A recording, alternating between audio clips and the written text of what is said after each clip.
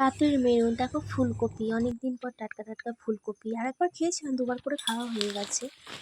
এই দেখো ফুলকপিটা এখন ফ্রেশ, শক্ত। এদিকে গাজর, কিছু দিতে দেবো, টমেটো, সবই জোগাড় আছে।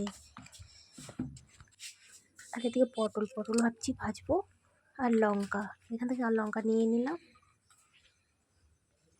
আর টমেটোগুলো রাখলাম, গাজর রাখলাম, লঙ্কা রাখলাম, আর দুটো আলু নিয়ে নিলাম। আলু বেশি দেবো না। এই যে ফুলকপিগুলো সব কাটলাম, কাটা হয়ে গেছে, ধোয়া হয়ে গেছে। দেখো টমেটো, আলু, ফুলকপি সব ধুয়ে ধুয়ে রাখলাম, কারণ ওইটা আমি চাল ধোবো, ওর জন্য ওখান থেকে নিয়ে এলাম।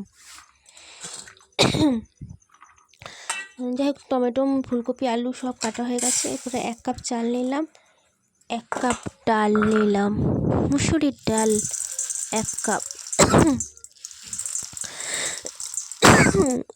আর এত ঠান্ডা লেগেছে, খুব ঠান্ডা লেগেছে। 1 কাপ ডাল আর 1 কাপ মুগের ডাল নেবো। মুগের ডালও আছে, 1 কাপ দিয়ে দিলাম। মোট 3 কাপ হয়ে গেল।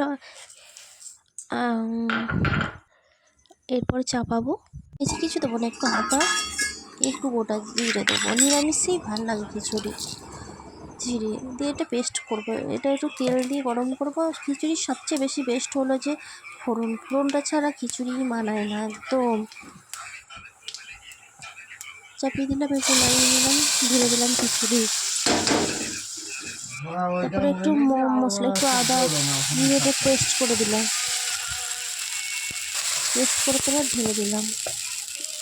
একটু নাড়িয়ে নেবো, একটুখানি চাপালাম, ফুটে গেল। আর 2টো কপিরাইট আসবে। সোয়াবিন একটুখানি নিয়ে, আলু সোয়াবিন নিয়ে গরম গরম এবার খাওয়ার পালা। একটু এত গরম গরম, মানে গরম গরম একটা হচ্ছে সর্দির পক্ষে খুব ভালো।